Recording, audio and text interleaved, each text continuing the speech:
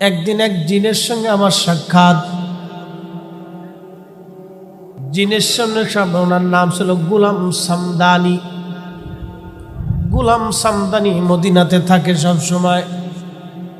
মদিনার যে পাহাড়গুলি আছে এই পাহাড়ের মধ্যে সে থাকে, আর রাত্রিবেলা হলে রওজা মুবারকের পাশে চলে যায়।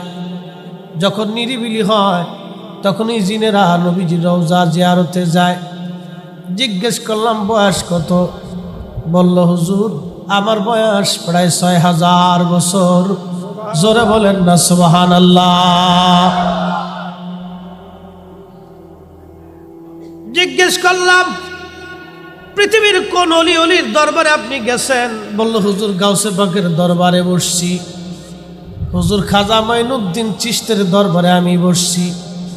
খাজা বাহাউদ্দিন নকশবন্দ বুখারীর দরবারে বসছি। মুজাদ্দিদ আল ফিসানি সেরহিন্দির দরবারে বসছি। দুনিয়ার বড় বড় অলিদের দরবারে আমার বসা আসা যাওয়া আছে। সুবহানাল্লাহ কি বলবেন? আমি বললাম জিনদের মধ্যে কি নজদি আছে নি? কহা তাও আছে। সুবহানাল্লাহ সুবহানাল্লাহ শব্দ কাটছেন। আমি বললাম জিনদের মধ্যে কি ও জাত আছে? কহা তাও আছে। কি বুঝলেন? জিনদের ভিতরে বহু কোয়ালিটি আছে, অনেক রকমের জিন আছে জিনদের মধ্যে। হায়াত বড় লম্বা, বিরাট বড় হায়াত। বললাম আমি অনেক নবীদের মজলিসে বসছি, তবে আমার নবীর কথা যখন বলল ডুকরায় ডুকরায় কেঁদে দিয়ে বলল রহমতের নবীর মতো এত বড় নবী আর কখনো আসে নাই, আর কখনো আসবে না। চিৎকার মেরে বলেন আল্লাহু আকবার। বন্ধুগণ, এই জমিনের মধ্যে একদিন জিন জাতিরা বসবাস করত। আজকে যেখানে মানুষ বসবাস করে, মানুষেরা বাজার করে, মানুষেরা শহর বানাইছে, মানুষেরা নগর বানাইছে, মানুষেরা ঘাট বানাইছে, মানুষেরা ব্যবসা বাণিজ্য কেন্দ্র বানাইছে। একসময় এইগুলি জিনেরা আবাদ করত। জিনেরা আল্লাহর অবাধ্য হওয়ার কারণে আল্লাহ তাদেরকে দুনিয়ার থেকে তাড়াই দিলেন।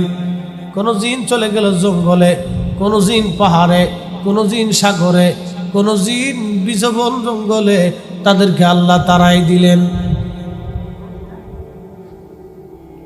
মুসনাদ আহমদ, দুঃখিত, মুসনাদ ইমাম আজম লিখেছেন বিশ্ববিখ্যাত ইমামুল আজম আবু হানিফা রাহমাতুল্লাহ আলাইহি। কিতাবের মধ্যে একখানা হাদিস আসছে, আল্লাহর নবী বললেন আমার উম্মতেরা যখন সন্ধ্যা নেমে আসে, সূর্য ডুবে যায়, আমাদের দেশে বলে কালী সন্ধ্যা, বলে না? আমাদের দেশের আঞ্চলিক ভাষায় বলে কালী সন্ধ্যা। আল্লাহর নবী বলেন এই সময় তোমরা তোমাদের ছোট্ট বাচ্চাদেরকে ঘর থেকে বের করো না। আমাদের মেয়েদেরকেও এই সময় ঘর থেকে বের হয়ে আসা নিষেধ। কেন নবীজি বললেন এই সময় একটা বিশেষ জাতি জিন জাতিদেরকে আল্লাহ পৃথিবীতে বিচরণ করার অনুমতি দিয়ে দেয়। ওই সময় একসাথে জিন জাতিরা বের হয়, তখন ওদের চোখের সামনে যারে ভালো লাগে তারে দৌড়িয়ে বসে। বুঝতে পারছেন নি আপনারা? সব কথা ফালাই দেওয়া যাবে যাবে না। ওই সময় জিনেরা বাচ্চাদেরকে ধরে, মেয়েদেরকে ধরে। খুব কঠিন সময় সময়টা, অতএব সাবধান। আল্লাহর নবী বলেন উম্মত এই সময় তোমরা সেফ থাকবা, কারণ একটা বিশেষ জাতি জিন জাতিদেরকে আল্লাহ অনুমতি দেয় দুনিয়াতে বের হওয়ার জন্য। জিনদের কাজ সারা রাত, মানুষের কাজ সারা দিন। জিনেরা রাতে কাজ করে, মানুষেরা দিনে কাজ করে। একসাথে বলবেন কি মারহাবা?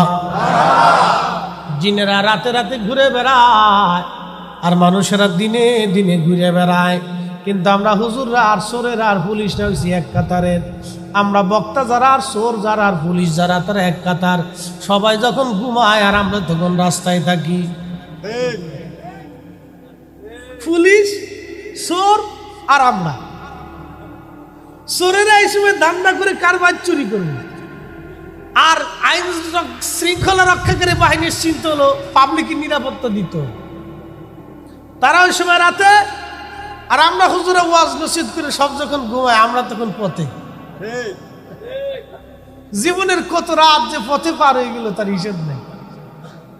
ভাগ্যে বলে বউ একটা বালা পাইছিল, আর কপালে বাদ জুটত। কি দাদা খারাপ কইছি, ভালো একটাই পেয়েছিলাম, নাহলে কপাল আর বাদ জুটত না। বন্ধু আমার খুব মনোযোগ,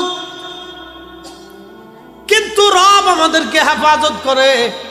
এত রজনী, এত রাত, এত পথ চললাম, আল্লাহ রাব্বুল আলামিন কোন রাতে আমাদেরকে বিপদ দেন নাই। একবার জোরে বলা যাবে কি মারহাবা। এই জীবনের এত রজনী রাতে চলছি, আল্লাহ একটা রাতের জন্য, একটা সেকেন্ডের জন্য বিপদ দিছে না। এত রাত চলছি, কুয়াশা, ঝড়, তুফান, বৃষ্টি, দুর্গম পাহাড় পর্বত, জোর নদী নালা, খাল বিল, আতারে পাতারে, পথে জঙ্গলে, গ্রামে গঞ্জে, শহরে বন্দরে, আল্লাহ বিপদ দিছে না। দেন এর পিছনে একটা কারণ আছে, মন্তর আছে, কানে কানে শিখিয়ে দিয়ে যাবে। আমার পীরে শিখাইছে একটা জিনিস, বাবা বুকে টুকা দিয়ে চলবা।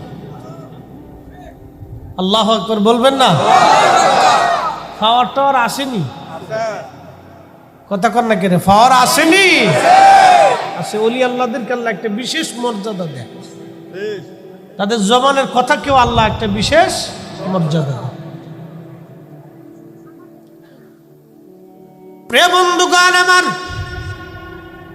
খুবই মনোযোগ দেন। জিন জাতি যত হাজার বছর হায়াত পাক না কেন, আল্লাহ বলেন, কুল, হুজুর আপনি বলে দেন, ইন্নাল মাউতাল্লাযী তাফিরুনা মিনহু ফাইন্নাহু মুলাকীকুম।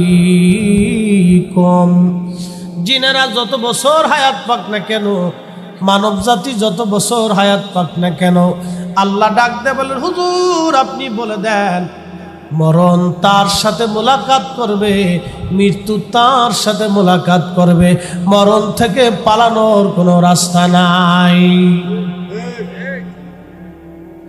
একদিন মাটির ভিতরে হবে ঘরে, মন আমার কেন বাঁধো দালান ঘর, মন আমার কেন বাঁধো দালান ঘর।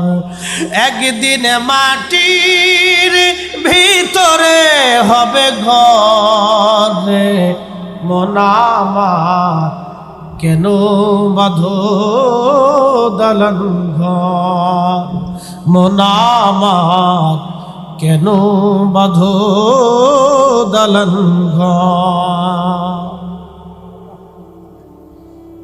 করোনার সময় বাংলাদেশের অনেক বড় বড় বড় বড় ধনী গ্রুপ ইন্ডাস্ট্রি হাজার হাজার কোটি কোটি টাকার সম্পদ রেখে কবরে চলে গেল।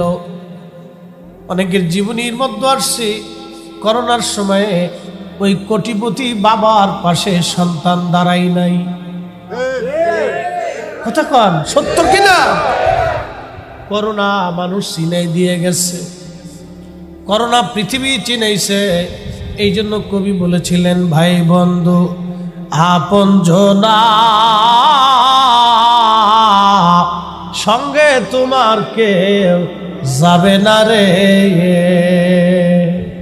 ও তোর খালি হাতে একা পথে, হায় হায় খালি হাতে একা পথে যাইতে হবে মন বেরি, দেখ না মন জাক মারিয়ে দুনিয়াদারি। আল্লাহ কোরআনে বললেন, আল্লাযী খালাকাল মাউতা ওয়াল হায়াতা লিয়াবলুয়াকুম আইয়ুকুম আহসানু আমালা।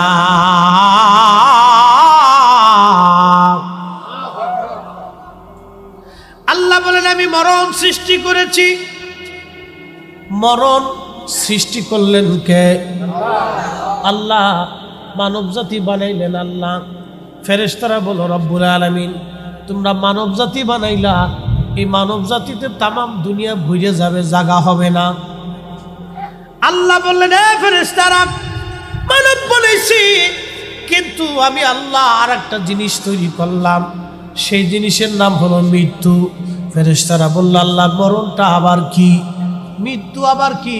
কারণ ফেরেশতারা তো মরে না, তার একদিন মরণ হবে যখন সিংহায় ফুৎকার করা হবে। ইসরাফিল আলাইহিস সালাম সিংহায় ফুৎকার দিবে। ইদাস সামাউ ফাতারাত, আসমান ভেঙে ভেঙে পড়তে থাকবে। ওয়া ইদাল কাওয়াকিবু তাসারাত, আর নক্ষত্র রাজিগুলি ভেঙে ভেঙে পড়তে থাকবে। সেই দিন ফেরেশতাদের মরণ হবে। ফেরেশতারা তো জানে না মৃত্যু কি জিনিস। আল্লাহ বলেন ও ফেরেশতারা আমি আল্লাহ মরণ সৃষ্টি করলাম। মরণটার একটা রূপ আছে, একটা আকৃতি আছে। ফেরেশতাদেরকে তৈরি করার পরে আল্লাহ মরণ দেখানোর জন্য সব ফেরেশতাদেরকে আল্লাহ কাতার করে দাঁড়া করাইলেন। ট্রিলিয়ন বিলিয়ন লক্ষ লক্ষ হাজার হাজার কোটি কোটি ফেরেশতা আল্লাহর সামনে দাঁড়ায় গেল। আচ্ছা কি ছিল?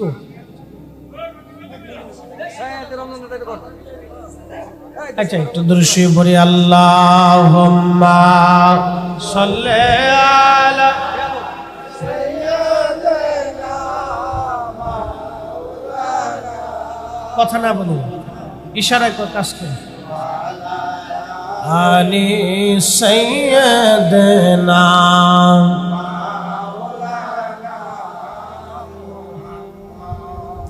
উড়ে যাও রে মাহফিলের হাওয়া,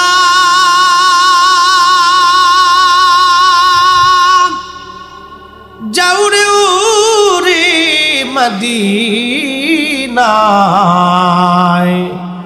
আমাদের দুরুদ পৌঁছে দিও নূর নবীজির পাক রওজায়। আল্লাহুম্মা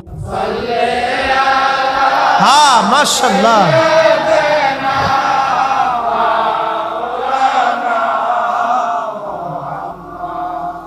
ওয়া আলা আলি সাইয়্যিদিনা,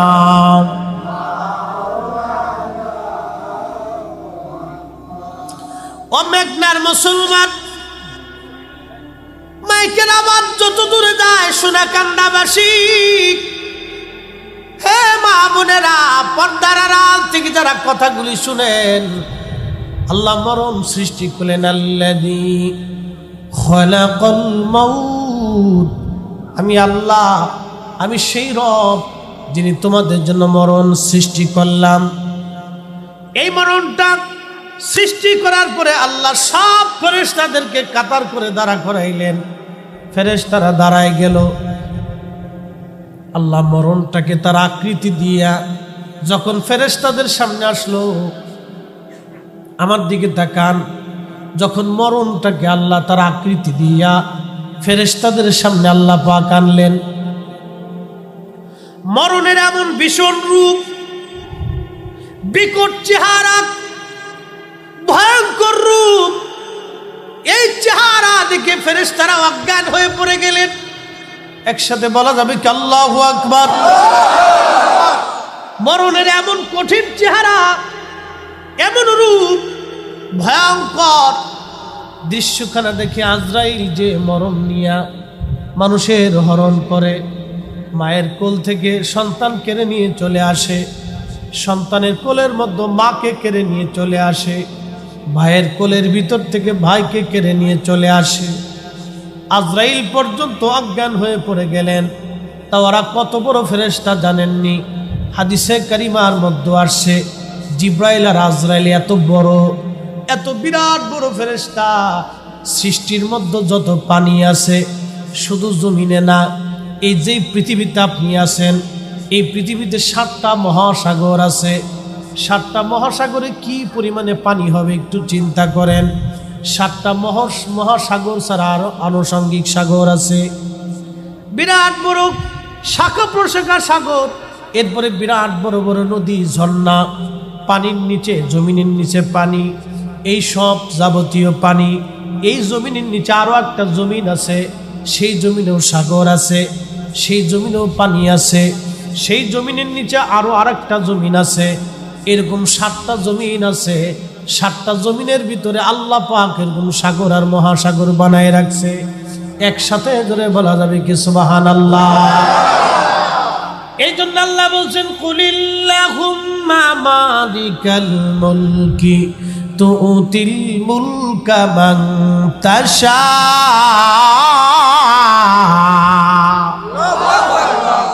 হাবিব আপনি বলে দেন तमाम সৃষ্টির মূল মালিক আমি আল্লাহ।